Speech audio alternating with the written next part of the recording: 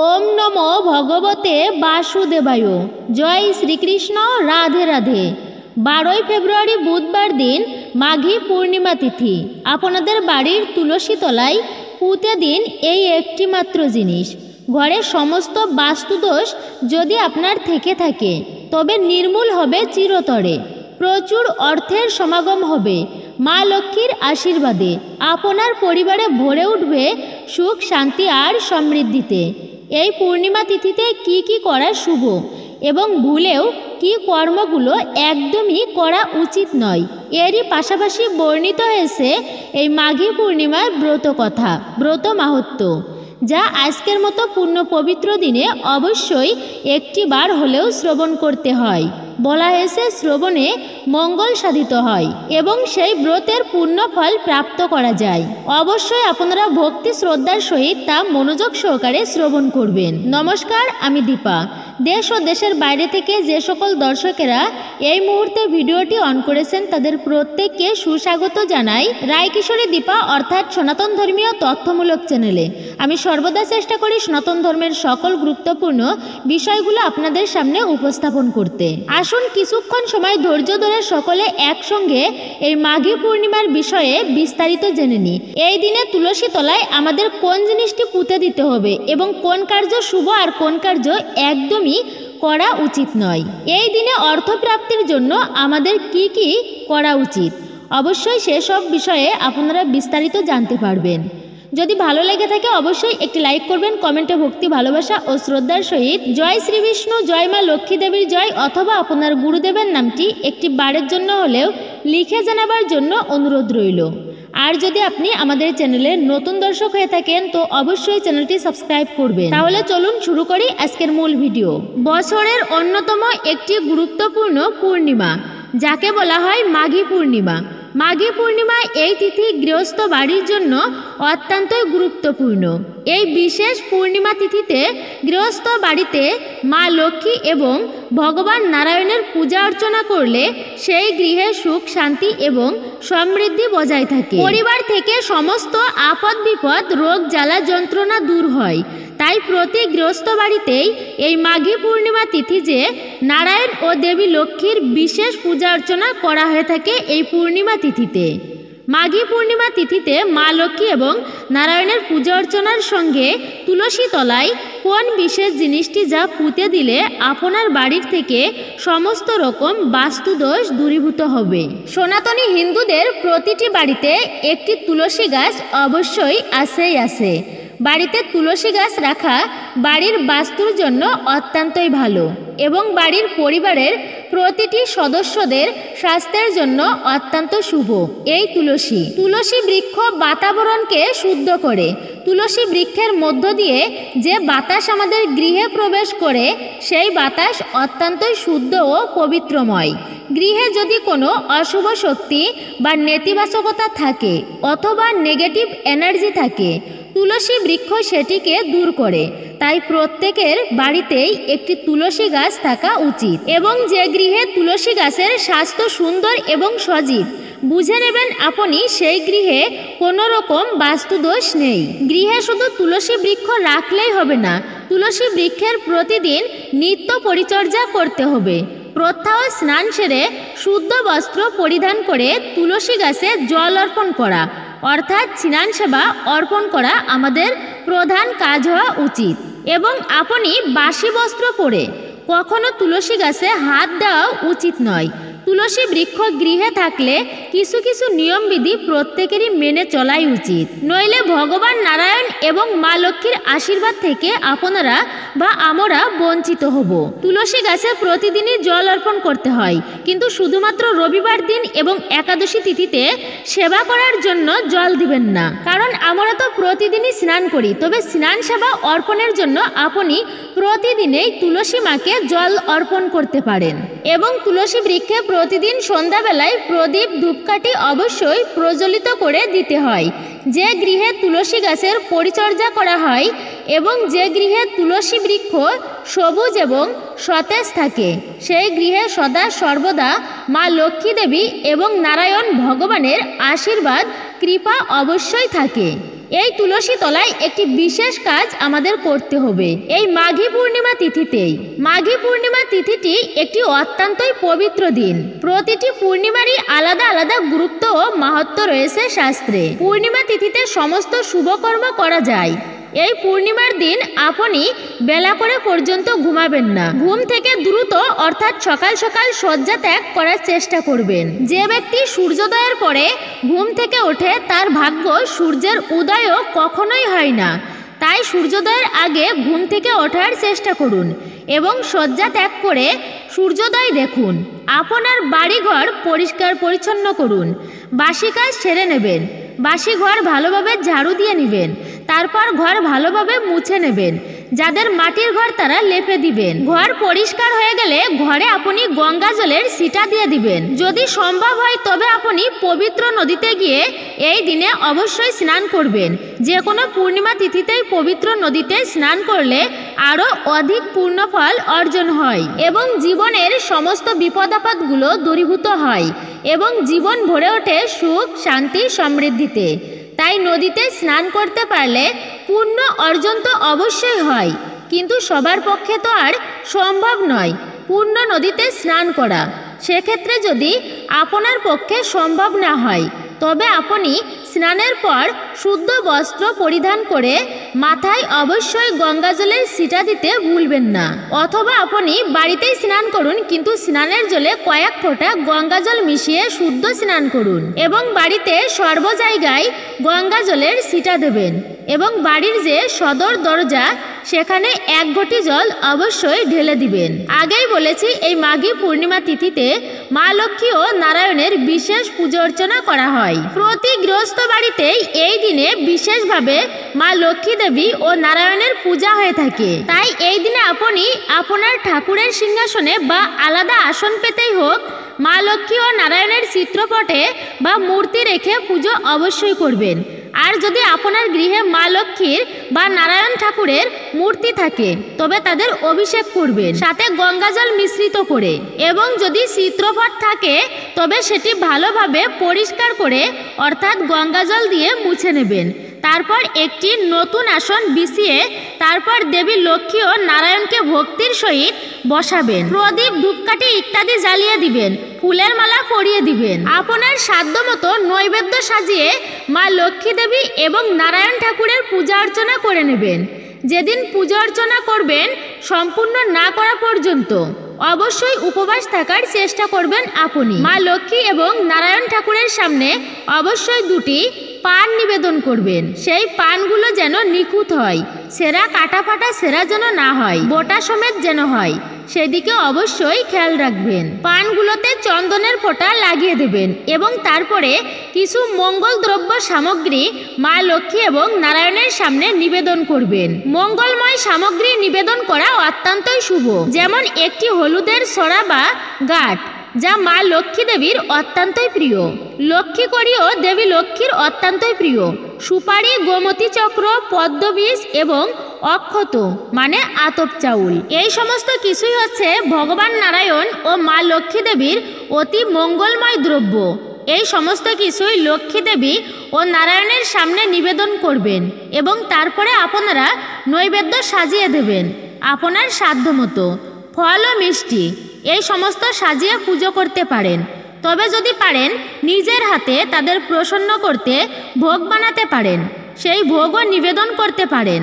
নারায়ণ দেবের জন্য যে প্রসাদ তৈরি করবেন তাতে কিন্তু তুলসী পত্র অবশ্যই দিতে একদমই ভুলবেন না।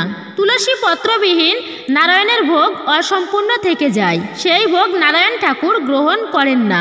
আমরা অনেকেই বাড়িতে দেবী মা লক্ষ্মীর পূজা করি, কিন্তু এটা অবশ্যই মনে রাখবেন মা লক্ষ্মী নারায়ণের আশীর্বাদ ছাড়া কোথাও যান না। তাই লক্ষ্মী পূজা করলে এরই সাথে আপনাদের নারায়ণ ঠাকুরেরও পূজা অবশ্যই করতে হবে। যদি আপনার বাড়িতে নারায়ণ ঠাকুরের মূর্তি বা বিগ্রহ না থাকে তাহলে একটি পান এবং সুপারি অথবা একটি হরিতকি রেখে তাতে নারায়ণ ঠাকুরকে আহ্বান জানিয়ে তাকে স্মরণ করে তবেই মা লক্ষ্মীর পূজা অর্চনা করবেন। আপনারা নিজেদের সাধ্যমতো নৈবেদ্য সাজিয়ে যেমনটা আমি বলেছি তেমনই পূজা অর্চনা করে নেবেন। মনে রাখবেন, মনের যে ভক্তিভাব সেটাই কিন্তু আসল। তারপর আপনারা আরতি করবেন। এই মাঘী পূর্ণিমার দিনে মা লক্ষ্মীর সামনে অবশ্যই একটি ঘিয়ের প্রদীপ প্রজ্বলন করবেন এবং তারপরে আপনারা ঠাকুর ঘর থেকে বের হয়ে যাবেন। অল্প কিছুক্ষণ পরে এসে যে সমস্ত ভোগ নিবেদন করেছেন সেই সমস্ত ভোগ তুলে নেবেন এবং প্রসাদ গ্রহণ করবেন। ঠিক সেই সময়ে আপনারা মা লক্ষ্মী এবং নারায়ণ ঠাকুরের সামনে যে মঙ্গল দ্রব্য সামগ্রীগুলো অর্পণ করেছিলেন সেগুলো তুলে নেবেন। এরপর একটি হলুদ রঙের নতুন কাপড়ের টুকরো নেবেন, তার মধ্যে সেই সমস্ত মঙ্গলময় সামগ্রীগুলো রেখে খুব ভালোভাবে তাতে একটি গিঁট বেঁধে দিবেন এবং তারপরে এই মঙ্গল সামগ্রীর পুটুলি নিয়ে চলে আসবেন আপনার বাড়ির তুলসী তলায়। এই কাজটি করতে হবে আপনাদের সূর্যাস্তের আগে, কারণ সূর্যাস্তের পরে তুলসী গাছ হাত দেওয়া উচিত নয়। তাই এই কাজটি আপনাদের করতে হবে সূর্য ডোবার আগে। আপনি সকালে তো পুজো দিয়ে নিলেন, কিছুক্ষণ পরে মঙ্গল সামগ্রীগুলো মা লক্ষ্মী দেবী এবং নারায়ণ ঠাকুরের চরণের কাছ থেকে তুলে নিলেন এবং সেটি নিয়ে তারপরে আপনি তুলসী গাছের কাছে চলে আসবেন।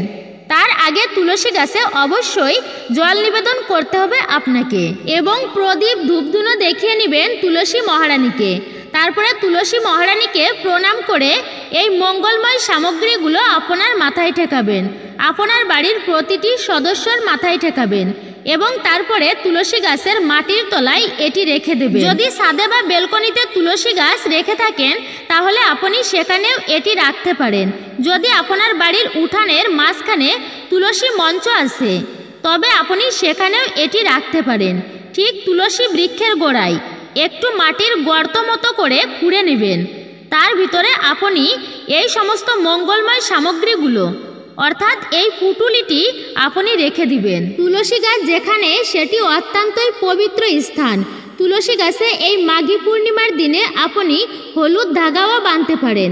হলুদ ধাগা নারায়ণ ঠাকুরের চরণে একটি হলুদ রঙের সুতো নিবেদন করবেন, সেই মৌলি ধাগাটি চন্দন দিয়ে নেবেন, তারপরে ঠাকুরকে নিবেদন করবেন। এরপরে সেই ধাগাটি আপনি তুলসী গাছে বেঁধে দিবেন। বাড়িতে তুলসী বৃক্ষ রাখা অত্যন্তই শুভ। এই তুলসী গাছের যে বাতাস আমাদের গৃহে প্রবেশ করে ঘরের ভেতরে যা কিছু অশুভ থাকে সমস্ত কিছুকেই দূর করে এই তুলসী বৃক্ষ। তাই তুলসী বৃক্ষের সঠিক পরিচর্যা করুন এবং এই জিনিসগুলো যদি তুলসী তলায় রাখা থাকে তাহলে তুলসী গাছ থাকার ফলে কোনো রকম অশুভ জিনিস আমাদের পরিবারে প্রবেশ করতে পারবে না। তুলসী মহারানী সদা সর্বদাই আমাদের পরিবারকে রক্ষা করবেন। তুলসী বৃক্ষের স্থান সর্ব গাছের থেকে অনেক ঊর্ধ্বে, তাই তুলসী গাছের সমান কোনো গাছ রাখবেন না। আপনার বাড়ির উত্তর পূর্ব দিকে একটি তুলসী মঞ্চ বানিয়ে সেখানেই তুলসী গাছ রাখবেন। যদি আপনি বাসা বাড়ি অর্থাৎ ফ্ল্যাটে থাকেন তবে পূর্ব দিকে তুলসী গাছ রাখতে পারেন একটি ভালো শুদ্ধ পরিষ্কার টবে। তবে তুলসী গাছের আশপাশে সদা সর্বদাই পরিষ্কার পরিচ্ছন্ন রাখবেন। এর আশপাশে যেন জুতা, চপ্পল, ঝাড়ু অথবা ক্যাকটাস মানে কাঁটা জাতীয় কোনো গাছ যেন না থাকে। এর ফলে তুলসী বৃক্ষের যে শুভ প্রভাব তার থেকে আপনারা বঞ্চিত হবেন। তুলসী বৃক্ষ যেন প্রতিদিন সূর্যের পর্যাপ্ত আলো পায় সেদিকে একটু খেয়াল রাখবেন এবং প্রতিদিন জল নিবেদন করবেন। আর অবশ্যই সন্ধ্যাবেলায় প্রদীপ ধূপকাঠি জ্বালিয়ে দিবেন। এই কয়েকটি জিনিস তো আপনাদের সকলকে মানতেই হবে। গৃহস্থ বাড়িতে এমন কিছু নিয়ম থাকে যা প্রতিদিন পালনীয়। তুলসী গাছের পরিচর্যা তেমনই প্রতিদিন করতে হবে। যে বাড়িতে তুলসী বৃক্ষ সবুজ ও সতেজ থাকে নারায়ণ ঠাকুর ও মা লক্ষ্মী ঠাকুরানী আনন্দে বাস করেন সেই গৃহে। আর তারা যদি আপনার প্রতি একটিবার প্রসন্ন হন তবে আপনার বাড়িতে সুখ, শান্তি, সমৃদ্ধির আর অভাব হবে না। তাই বাড়িতে তুলসী বৃক্ষকে অবশ্যই আপনি যত্ন করবেন, কখনোই অবহেলা করবেন না। মনে রাখবেন, তুলসী বৃক্ষ কোনো সাধারণ বৃক্ষ নয়, তিনি হচ্ছেন দেবী। আর সনাতনীরা তাকে দেবী মা হিসেবে অবশ্যই পূজা অর্চনা করেন। এবার আসুন সকলে আর কিছুক্ষণ সময় ধৈর্য ধরে এই মাঘী পূর্ণিমার মতো পূর্ণ পবিত্র দিনে একটি বারের জন্য হলেও এই ব্রত কথা শ্রবণ করি। এক দেশে ছিল এক রাজা, তিনি ছিলেন সৎ, ধর্মপরায়ণ। তার দেশে একটি নিয়ম ছিল, হাটে প্রজাদের যে সমস্ত জিনিসপত্র বিক্রি হবে না তিনি তা সঠিক দামে প্রজাদের কাছ থেকে কিনে নেবেন। কিন্তু সারাদিনেও তা তিনি বিক্রি করতে পারেননি। রাজবাড়িতে সে কথা পৌঁছালে ধর্মপরায়ণ রাজা সেই নারী মূর্তিটি কিনে নেন। সেই দিনেই রাতের বেলা রাজার বাড়িতে কান্নার আওয়াজ শুনতে পান রাজামশাই। রাজা সারা বাড়ি খোঁজাখুঁজি করে শেষে ঠাকুর ঘরে দেখেন এক সুন্দরী নারী কান্নাকাটি করছে। রাজামশাই তার সামনে গিয়ে বললেন, তোমাদের বাড়িতে এতদিন ছিলাম, এখন আর আমি থাকতে পারবো না, চলে যেতেই হবে আমাকে, তাই তো আমি কাঁদছি। রাজা মহাশয় এবার বিনয়ী সুরে হাত জোর করে জিজ্ঞাসা করলেন, কেন গো মা, আমি কি করলাম? সে বলল, আমি যে আর থাকতেই পারবো না, কারণ বাড়িতে অলক্ষ্মী যে এনেছিস। তারপর রাজলক্ষ্মী দেবী কান্না করতে করতে রাজপ্রাসাদ ত্যাগ করলেন।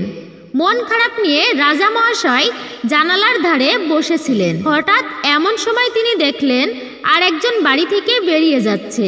অমনি রাজা দৌড়ে গিয়ে জিজ্ঞাসা করলেন, কে গো তুমি মা, আর চলেই যাচ্ছ কেন? সে তখন বলল, আমি তোমার ভাগ্যলক্ষ্মী, তোমায় ছেড়ে চলে যাচ্ছি, তোমাকে ছেড়ে চলে যাচ্ছি। ঘরে যে অলক্ষ্মী এনেছো তাই আর থাকতে পারছি না, তুমি থাকতে দিলে কোথায়? রাজা মাথা নিচু করে দাঁড়িয়ে রইলেন। এমন সময় দেখলেন আরো এক সুন্দরী রমণী বেরিয়ে যাচ্ছে। রাজা তাড়াতাড়ি তার পথ আগলে দাঁড়ালেন। বলল, কে গো মা তুমি, আর কেনই বা চলে যাচ্ছ আমাকে ছেড়ে? সে বলল, হে রাজা মহাশয়, আমি যশোলক্ষ্মী, তোমায় ছেড়ে চলে যাচ্ছি। এইভাবে একে একে রাজলক্ষ্মী, ভাগ্যলক্ষ্মী আর যশোলক্ষ্মী এই তিনজনে রাজাকে ছেড়ে চলে গেলেন। রাজার চোখে ঘুম নেই। জানালার ধারে বসে থাকতে থাকতে দেখতে পেলেন আর একজন পরম সুন্দর পুরুষ আর সুন্দরী, আমি তোমার কুললক্ষ্মী, ঘরে অলক্ষ্মী যে এনেছো তাই আর থাকা হবে না। পরম পুরুষ যিনি তিনি বললেন, আমি হচ্ছি ধর্ম, কিন্তু অলক্ষ্মীর কারণে যে আমাকে চলে যেতে হচ্ছে। সে কথা শুনে রাজা জিজ্ঞাসা করলেন, আমার কি দোষ? ধর্ম রক্ষা করতেই তো আমি অলক্ষ্মী কিনেছি, ধর্মই আমার সম্বল। এই ধর্ম বলে আমার রাজলক্ষ্মী, ভাগ্যলক্ষ্মী, যশোলক্ষ্মী, কুললক্ষ্মী সবাইকে তো আমি যেতে দিয়েছি আর সবাই চলেও গিয়েছে, কিন্তু আমি ধর্ম ত্যাগ করিনি। তাই ধর্মরাজ, আমি আপনাকে যেতেই দিব না। ধর্ম দেখলেন রাজা মহাশয়ের কথা তো ঠিকই আছে, তাই তিনি রয়েই গেলেন। কিন্তু রাজার অবস্থা দিন দিন খারাপ হতে থাকে, তার সব সুখ হারিয়ে যায়। রানী যেদিন যেমন হয় সেদিনই যত্ন করে রাজা মহাশয়কে সেটা খাওয়াতে থাকে। রাজা খেতে বসলেই পঙ্গপালের মতো পিঁপড়ার দল থালার চারিদিকে ঘিরে বসলো। রাজা রানীকে তার খাবারে ঘি দিতে নিষেধ করলেন। তিনি খেতে বসেন, তার খাবার থালার চারিদিকে পিঁপড়ের দল এসে জড়ো হয়, কিন্তু খাবারে তাদের রুচি হয় না।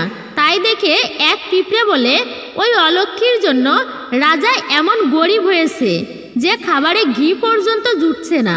তাই শুনে রাজা মহাশয় হা হা করে হেসে উঠলেন। রানী তা দেখতে পেয়ে বললেন, আপনি এমন হাসছেন কেন? রাজাও বলবেন না, কিন্তু রানীও ছাড়বার পাত্রী নয়। রাজা তখন বললেন, এ কথা বললে আমার প্রাণও চলে যাবে, তাও যদি তুমি শুনতে চাও তাহলে আমি বলবো। তাও রানী শুনতে চায়। রানী ভাবলেন, কি এমন একটা কথা যা রাজামশাইয়ের প্রাণ নিতে পারে? এও আবার হয় নাকি? রাজা তখন বললেন, আমি মরলে যদি তুমি খুশি হও তাহলে চলো ওই নদীর ধারে, তোমাকে আজ বলবো। এদিকে রানী ভাবে, কথা শুনলে রাজা মারা যাবে, এ আবার হয় নাকি? তাই তারা নদীর ধারে এসেছে। হঠাৎ এক শিয়ালিনী শিয়ালকে বলে, ওই দেখো নদীর ধার দিয়ে এক মরা ভেসে যাচ্ছে, নিয়ে এসে দাও না, আমি খাবো।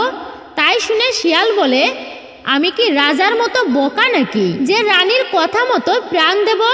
রাজা মহাশয় সে কথা শুনতে পেয়ে রানীকে সেখানে রেখে সেই স্থান পরিত্যাগ করলেন।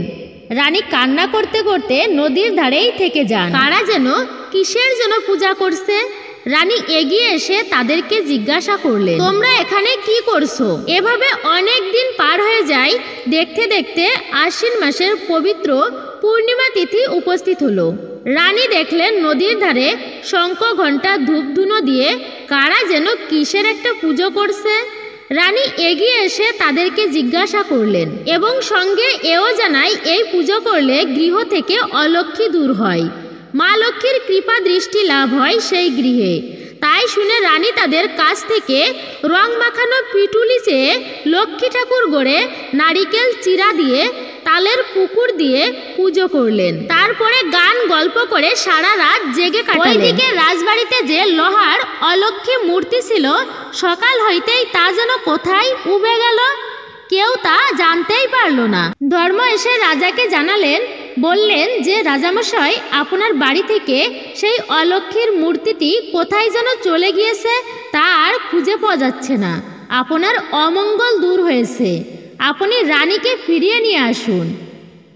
রাজা পালকি করে রানীকে ফিরিয়ে নিয়ে আসলেন। তারপর খুব ঘটা করে লক্ষ্মী পুজো করে আবার সবকিছু ফিরে পেলেন। এইভাবে জগতে প্রচার হলো মা লক্ষ্মীর ব্রত কথা। তবে বিশেষ করে আশ্বিন মাসের পূর্ণিমা তিথিতে এই পুজোটা বেশি করা হয়ে থাকে। তবে যে কোনো পূর্ণিমার দিনে ব্রত করে লক্ষ্মীনারায়ণের পুজো অর্চনা করা, সত্যনারায়ণের পুজো অর্চনা করা সর্বমঙ্গলময়। এটাই ছিল পূর্ণিমা তিথিতে মা লক্ষ্মীর ব্রত কথা, ব্রত মাহাত্ম্য। তা অবশ্যই আপনারা জানলেন এই মাঘী পূর্ণিমা তিথিতে আমাদের ব্রত পালন করলে কি সুফল আমরা লাভ করতে পারি। অবশ্যই আপনারা ব্রত পালন করুন এবং তুলসী গাছের গোড়ায় আপনারা এই মঙ্গলময় সামগ্রীগুলো অবশ্যই পুঁতে রেখে দিন। এতে মা লক্ষ্মী এবং ভগবান নারায়ণ অতি প্রসন্ন হবেন আপনার প্রতি। আপনার সংসারে পরিবারে কখনো অর্থের অভাব হবে না, সুখ শান্তি সমৃদ্ধি সদাই সম্পূর্ণ বজায় থাকবে।